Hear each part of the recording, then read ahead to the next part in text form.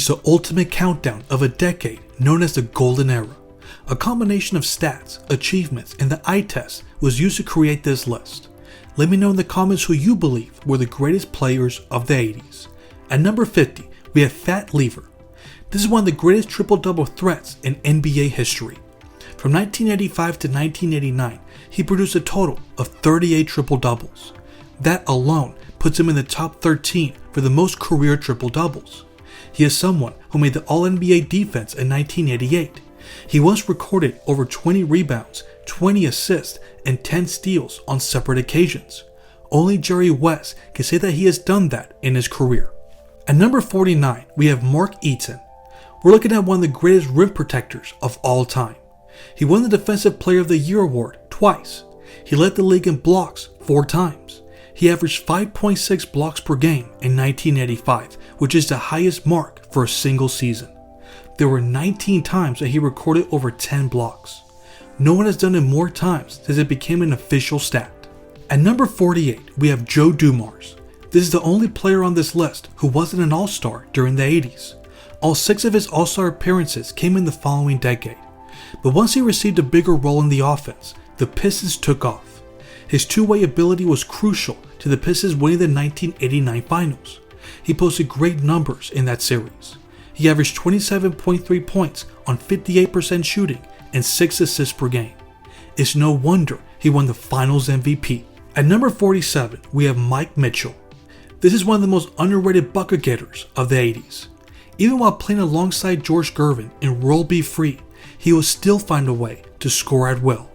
When your mid-range jumper is this automatic, it makes sense why he would fit in with anyone.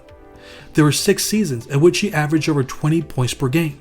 He played a big part in the Spurs reaching the conference finals in back-to-back years. At number 46, we have John Stockton. He was only an All-Star once during the 80s, although he was snubbed in 1988. But make no mistake about it, he had one of the greatest seasons by any point guard in 1989. He averaged 17.1 points on 54% shooting, 13.6 assists, 3 rebounds, and 3.2 steals per game. That's the 6th highest assist and steals per game mark in league history. That alone makes him deserving of this spot. At number 45, we have Reggie Theus. This is one of the most consistent and durable players on this list. He played all 82 games 7 times. This allowed him to score the 6th most points of that decade. You won't find many players who were more creative while in midair. But scoring isn't all that he did. He was a fantastic playmaker. He could play the point and shooting guard positions equally as well. At number 44, we have Bill Laimbeer. He was a star center for the Pistons. You might not like that term, but he was selected to be an All-Star 4 times. He was one of the most unique players, not just for the extracurricular activities that he found himself in, but for his style of play. He scored the majority of his points from the perimeter. He was also a skilled rebounder. He even led the league in 1986. At number 43, we have Alvin Robertson. This is one of the greatest perimeter defenders ever. He won the Defensive Player of the Year award in 1986. He averaged 3.7 steals per game that season, which is the highest mark ever. This was also the year that he recorded a quadruple-double. There were 3 times that he recorded over 10 steals that decade. No one in history has done it more times. At number 42, we have Orlando Blackman. He wasn't a dominant scorer for the Mavericks, since he was the second scoring option behind Mark Aguirre, but he was certainly one of the most skilled. There are so many ways that he could score. He hardly ever forced the issue. He let the game come to him, and it was beautiful to watch. At times, he could be the best player on the floor. At number 41, we have Otis Birdsong. This was one of the top all-around guards of the early 80s. Unfortunately, injuries derailed what was going to be a promising career. But in 1981, he showcased just how special a player he was. He led the Kansas City Kings to the conference finals despite finishing with a losing record in the regular season. At number 40, we have Kiki Vandeweghe. Although he didn't do much of anything else, he was one of the top scorers of the 80s. He averaged 53% from the field from 1981 to 1989. In the 1984 season, he was 3rd in the league in scoring. He averaged 29.4 points per game on 56% shooting. In the 2 games he scored over 50 points, he shot over 70%. He was perfect for the style the Nuggets played at the time. At number 39, we have Larry Nance. This athletic forward was one of the most entertaining players to watch.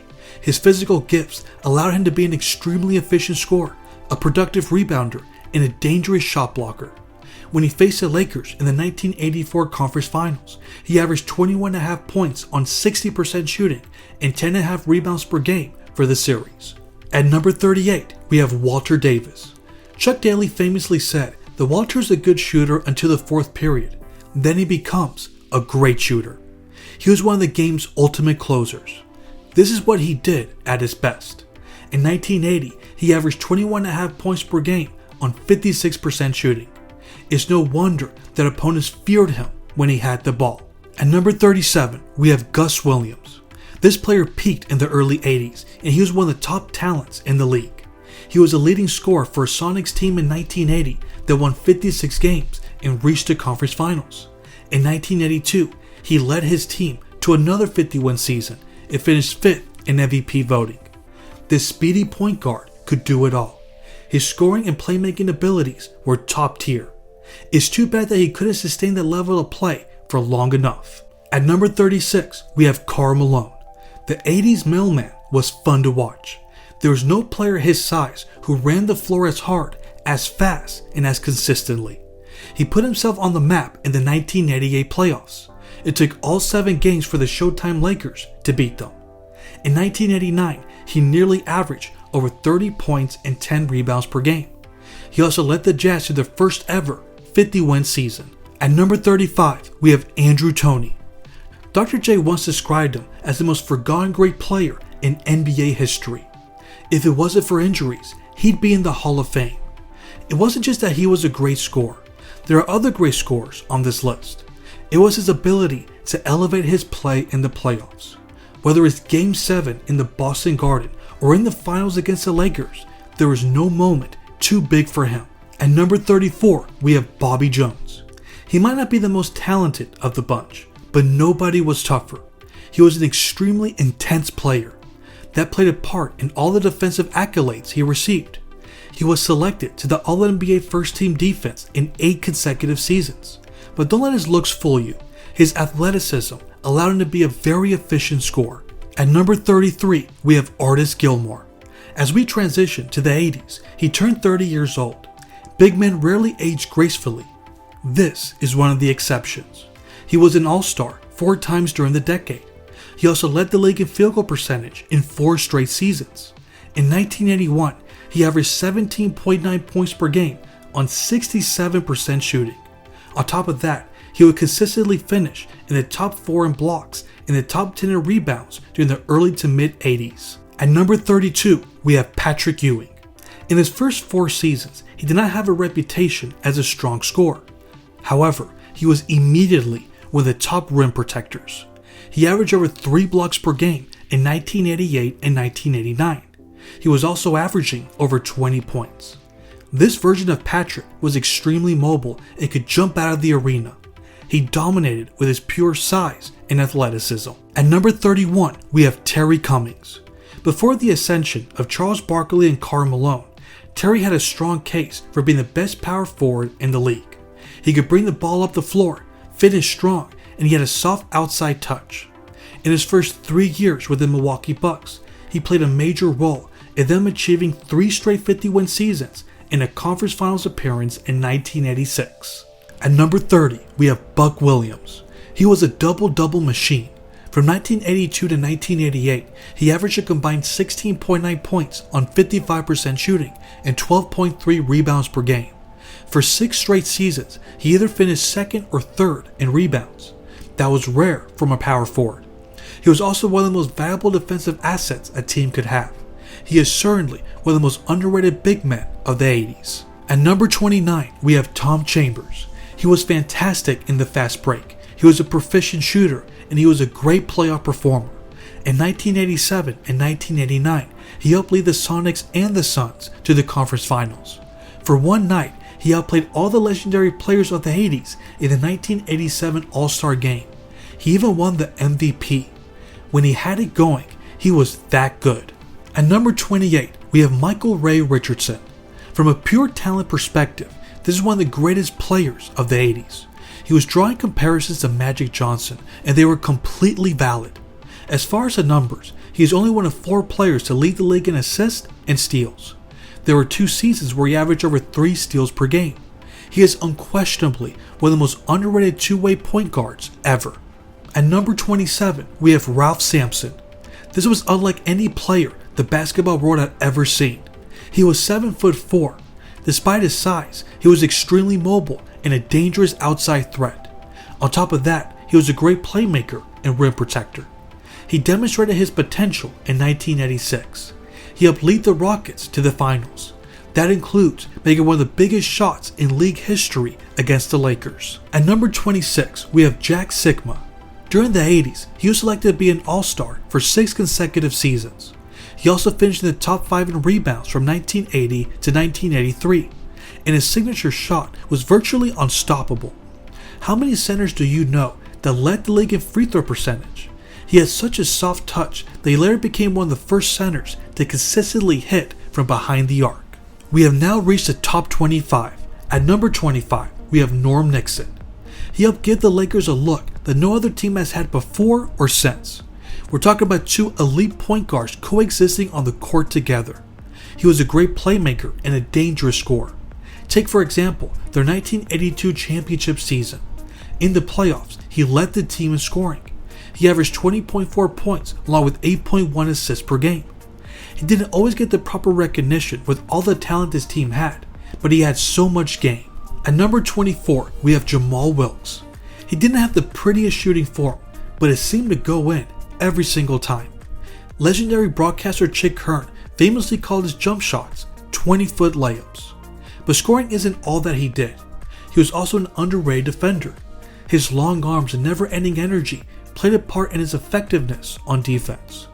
Along with Norm Nixon, they were important pieces to the 2 titles the Lakers won in 1980 and 1982.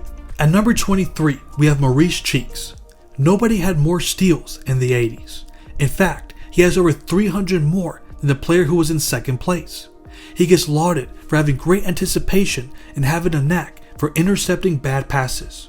He was also capable of finishing in the top 3 in assists.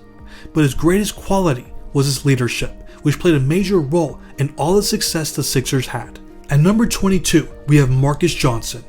In the early 80s, Marcus was considered to be one of the top 3 best forwards along with Dr. J and Larry Bird. Don't let the numbers fool you, this was a certified bucket getter. Instead of dominating the ball, he decided to blend his skills with his teammates to allow them to shine. Depending on who you ask, this was either the best or second best player for a team that reached the conference finals in 1983 and 1984. At number 21, we have Clyde Drexler. In the first 4 years, he played a more supporting role for a Blazers team that utilized a balanced scoring attack. This allowed him to showcase his all-around game and extraordinary leaping abilities. But in 1988 and 1989, there was a case for him being one of the top 5 best players in the league. This was Clyde in his apex, and he was dominant. He posted his best numbers in points, rebounds, and steals. It wasn't long after this when Portland started taking over the Western Conference in the early 90s. At number 20, we have Mark Aguirre. During the 80s, there were always question marks surrounding his character and leadership, but no one ever questioned his talent. The number of ways he could score from the low block and the mid-range was impressive. In 1984, he peaked individually and averaged 29.5 points per game on 52% shooting. In 1988, he led his team to the conference finals, and they were 1 victory away from reaching the finals. He then silenced all his critics by sacrificing his game in Detroit, and he became a champion in 1989. At number 19, we have Alex English. No team scored as much as the Nuggets did in the 80s, and Alex was the driving force. He scored the most points during the decade. He wasn't the flashiest scorer, but he was ultra efficient. He averaged over 25 points per game on over 50% shooting in 6 straight seasons. He even won the scoring title in 1983. As far as playoff success, he led the Nuggets to the conference finals in 1985. At number 18, we have Bernard King. This is one of the most skilled offensive players ever. What he could do on the open court and on the post was just a thing of beauty. He won the scoring title in 1985. Only he, Michael Jordan, and Larry Bird scored over 60 points during the decade. But what sets him apart is his dominant 1984 playoff run. In the first round against the Pistons, he averaged 42.6 points per game on 60% shooting.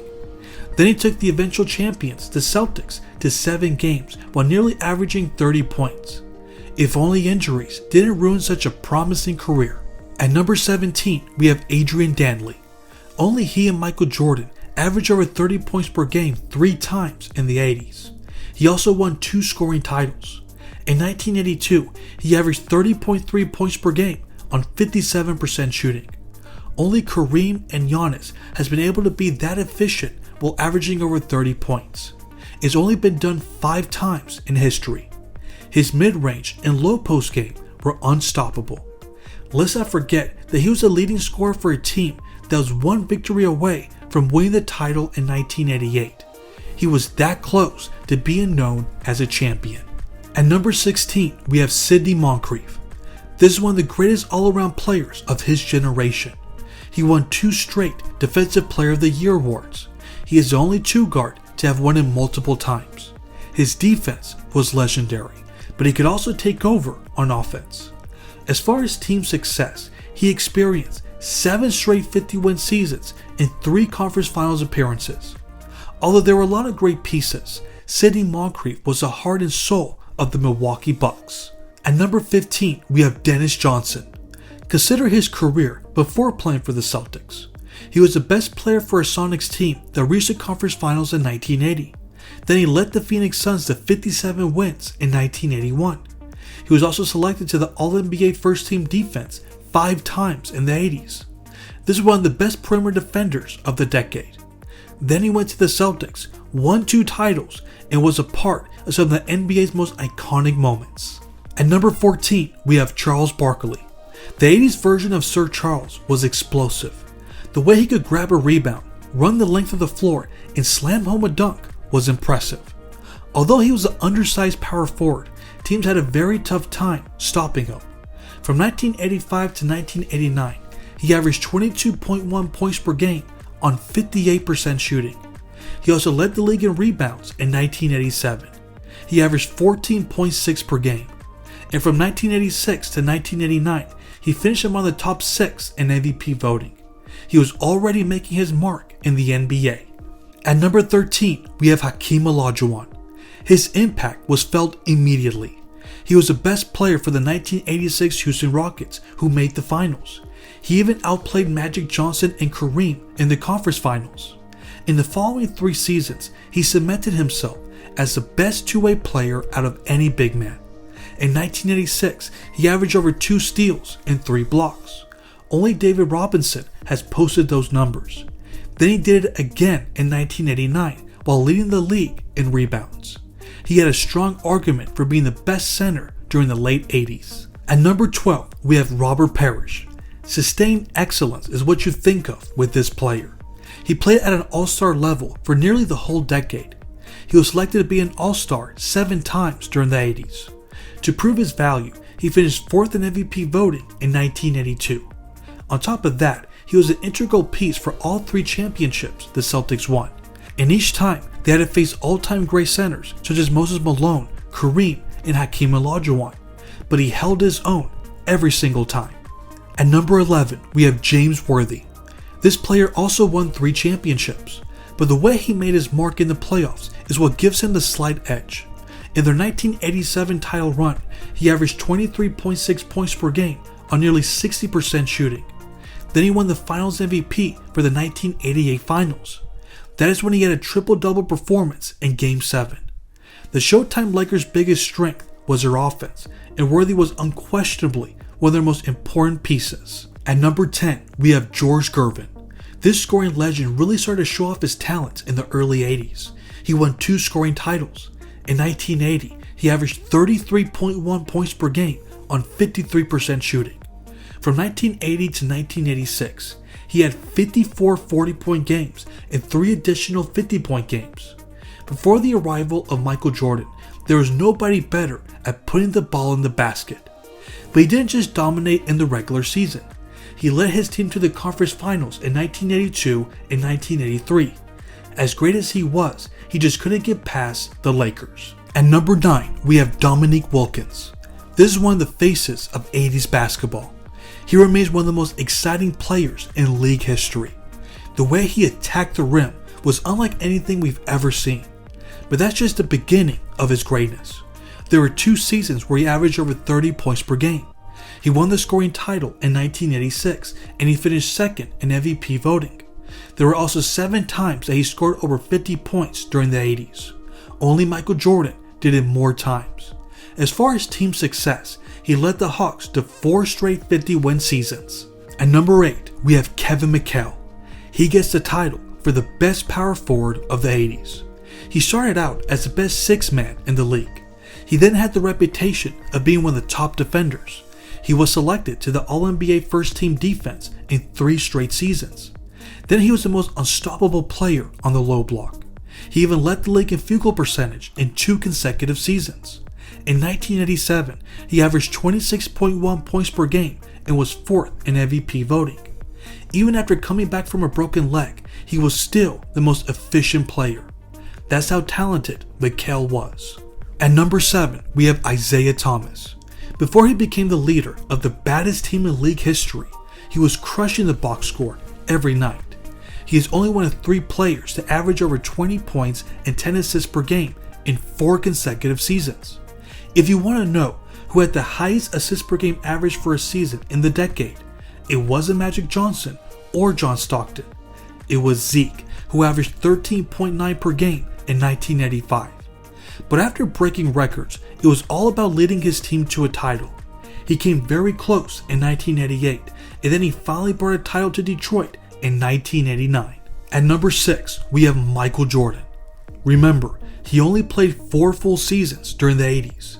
Even in such a short span, he had a Hall of Fame career. He won an MVP, Defensive Player of the Year award, 3 scoring titles. He was selected to the All-NBA First Team 3 times and the All-NBA First Team Defense 2 times. Including the playoffs, he posted 69 40-point games, 18 50-point games, 3 60-point games, and 21 triple-doubles. But it's not just the historic numbers. This 80s version of MJ is the single greatest individual talent we have ever seen. Every single game, he seemed to make one breathtaking move after another. He is every part of the 80s lore as the players ranked above him. At number 5, we have Julius Erving. If we're talking talent, he was one of the most exciting players to watch. His numbers weren't dominant, but he was all about winning titles during this time of his career. He was a part of one of the greatest teams in league history in 1983. He reached the finals in 1980 and 1982. Then he reached the conference finals in 1981 and 1983. Let's not forget that he won the MVP in 1981 and he finished in the top 3 in MVP voting in 2 other seasons. Behind all the flashy plays, he proved that he was basketball's ultimate winner. At number 4, we have Moses Malone. In the early 80s, this was the best player in the world. He won the MVP in 1982 and 1983. He didn't just reach the finals in 1981. The Rockets became the only team to ever reach the finals with a losing record. And then he was the best player on the historic 1983 Sixers team. On top of that, he led the league in rebounds in 5 straight seasons, and he was an all-star for every single season of the 80s. He was the most dominant force on the boards, and in his prime, he was a top 5 scorer. In such a competitive era, he made his mark in the league. At number 3, we have Kareem Abdul-Jabbar. He was 32 years old when the 1979-80 season began. Who would have thought that he was just getting started? He won 5 titles, a regular season MVP, a finals MVP, 10 All-Star selections. He finished in the top 5 in MVP voting 4 times. Even in 1986, when he was 38 years old, he was selected to the All-NBA First Team. This is what puts Kareem in the GOAT conversation. Even though this wasn't his best version, he is considered one of the 3 greatest players of the 80s. At number 2, we have Larry Bird. The next 2 players helped change the game. The NBA would have never gone to this point without them. Larry Bird was one of the most creative playmakers and shot makers that you'll ever see. he was the best pure shooter of the decade. He was one of the top rebounders in the early 80s, but his most important quality was the way he elevated his team's play. For the moment he arrived, the Celtics couldn't stop winning. They had 6 60-win seasons and 3 50-win seasons. The Celtics failed to reach the conference finals twice that decade, and they reached the finals 5 times. On top of that, he won the MVP in 3 straight seasons. He is the only player in the post-merger to accomplish this. I wouldn't blame anyone if they had Larry Legend at the number 1 spot. At number 1, we have Magic Johnson. His style of play was unique. He turned passing into an art form. He is the single most creative passer ever. It's no wonder that he led the league in assists 4 times. This helped the Lakers become arguably the greatest fast break team ever. But he also lived to do the other things. At times, he was the team's best rebounder. He was skillful at creating turnovers, and he could score when needed. Just like his rival, he was the ultimate leader. It's no accident that the Lakers had 5 60-win seasons and 5 50-win seasons. He only failed to reach the finals twice during the decade. He won 5 titles, 2 MVPs, and 3 finals MVPs. For an entire decade, he dominated the sport. That concludes this list. Do you agree with the ranking? How would you construct your list? Let me know in the comments. Thanks for watching.